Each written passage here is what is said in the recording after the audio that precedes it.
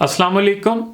जब तक फ़ोन तार से जुड़ा था इंसान आज़ाद था, जब फ़ोन आज़ाद हो गया इंसान फ़ोन से बंध गया। देखा जाए तो उंगलियां ही आजकल रिश्ते निभा रही हैं, ज़ुबान से निभाने का वक्त कहाँ है। अगर हम अपने इर्द गिर्द देखें तो सब टच में बिज़ी हैं, पर टच में कोई नहीं है। इस बात की मज़ीद तशरीह के लिए एक वाक़या सुनिए जिसे आरिफ अनीस साहब ने बयान किया है, जो एक मशहूर हिंदू स्वामी जी के बारे में है। स्वामी जी ने जोगा जोग यानी कॉन्टैक्ट और संजोग यानी कनेक्शन के हवाले से बात की थी, और एक मशहूर सहाफ़ी ने कड़े तेवरों के साथ उन्हें घेर लिया था और हवा में हाथ लहराते हुए कहा, बाबा जी आपकी बात की समझ नहीं आई। स्वामी जी के चेहरे पर एक दबी दबी मुस्कान सी उभरी और उन्होंने कहा, कोई बात नहीं, अभी समझ लेते हैं। ये बताओ कि कहाँ के रहने वाले हो। सहाफ़ी के चेहरे पर नागवारी के असरात नुमायां हुए, ताहम उसने उन पर काबू पाते हुए अपने इलाके के बारे में बता दिया। तो स्वामी जी ने कहा, अच्छा कुल कितने लोग हो? वालदैन, बहन भाई? दूसरा सवाल आया। सहाफ़ी ने कदरे गौर से बाबा जी को देखा। उसे ऐसा लगा जैसे उल्टा उसका इंटरव्यू शुरू हो गया है। फिर उसने कहा, हम 3 बहन भाई हैं, वालदा रुखसत हो चुकी हैं, वालिद हयात हैं।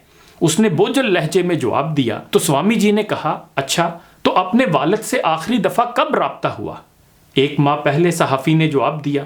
स्वामी जी बदस्तूर हशाश बशाश थे, तो उन्होंने कहा कि तुम अपने बहन भाइयों से मिलते हो, आखिरी मुलाकात कब हुई थी? उसने कहा, मिलता हूँ, आखिरी दफ़ा 3 महीने पहले मिले थे।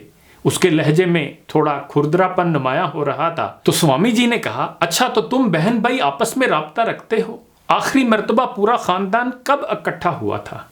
इस मर्तबा सहाफ़ी के माथे पर पसीने के कतरे उभरे थे। फिर उसने कहा, खानदान तो 2 साल पहले इकट्ठा हुआ था। तो स्वामी जी ने कहा, बहुत खूब, तो कितना वक्त तुम लोगों ने एक साथ बिताया?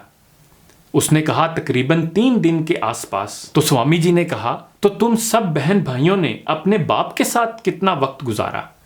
स्वामी जी ने उसकी आंखों में देखते हुए ये पूछा। सहाफ़ी का सांस फूल रहा था और उसने खला में घूरना शुरू कर दिया।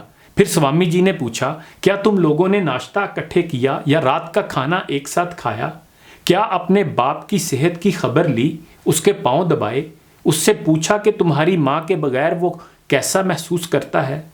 सहाफ़ी के चेहरे पर अजीबो-गरीब से तासुरात उभरे, उसकी आंखें नम होने लगीं और सांस मज़ीद बोझल हो गया। स्वामी जी चेहरे पर शफ़क़त के तासुरात लिए हुए उसकी तरफ झुके और उसके कंधे पर हाथ रखा और कहा, माफ़ करना अगर अनजाने में मेरी किसी बात ने दुख पहुंचाया हो। मैं तो बस तुम्हारे सवाल का जवाब दे रहा था। अपने बाप के साथ, बहन भाइयों के साथ तुम्हारा कॉन्टैक्ट तो है, मगर कनेक्शन नहीं है। ताल्लुक दिल का दिल से होता है। ये साथ जुड़कर बैठने से, एक साथ कहकहा लगाने से, एक ही लय में रोने से, एक प्लेट में खाने से, वक्त एक साथ बिताने से, हाथ पर हाथ मारने से, गले लगाने से, कंधे से कंधा जोड़ने से बनता है।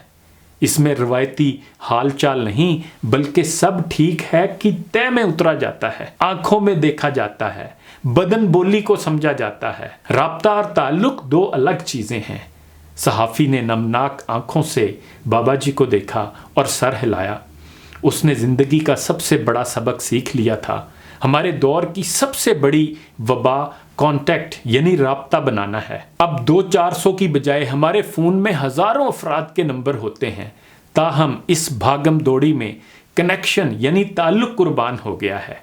आइए राब्ता नहीं, ताल्लुक इस्तवार करें। अपने इर्द गिर्द मौजूद जानलेवा शोर से जान छुड़ाकर अपने प्यारों के हाथों में हाथ दें। उनके लम्स को महसूस करें। उनकी आंखों के गिर्द पड़ने वाली लकीरों को गौर से देखें। उनकी बातों की तह तक पहुंचने की कोशिश करें कि हम वक्त और तवज्जो से ज़्यादा कीमती तोहफ़ा एक दूसरे को नहीं दे सकते। किसी सिकंदर नामी साहब ने लिखा है कि मोबाइल के कारोबार में रोज़ बरोज़ बढ़ रही है लज्जत। कारोबार ज़ोरों पर है, मगर इससे उठ गई है बरकत। ऐ मेरे रब, ये कैसा मुश्किल वक्त आन पड़ा है। दुनिया के आलामो मसाइब ने मुसलमानों को आ जकड़ा है। टेक्नोलॉजी का शैतान भी खुल्लम खुला आ भिड़ा है।